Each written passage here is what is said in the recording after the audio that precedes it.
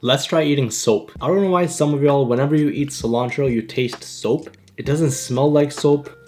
It doesn't taste like soap. I don't know why your taste buds are making you taste and smell soap, but I feel sorry for you. And I would also feel sorry for myself because in a lot of Pakistani dishes, we use cilantro as a garnish. So I would hate to spoil a good dish with the taste of soap. But instead of a garnish, I want to try using cilantro as the main component in a dish. So one of my favorite salads is tabbouleh, and it's also Golden Balance's favorite salad. Tabbouleh is not even good, hummus. But in tabbouleh, they use parsley. I want to replace that with cilantro and use everything else. I'm gonna chop up my cilantro and add it to a bowl along with green onions, tomatoes, onions, bulgur, mint, a good squeeze of lemon juice, some Lebanese olive oil, and salt and pepper. I guess to a lot of you, I'm just about to eat a big bowl of soap. It smells refreshing.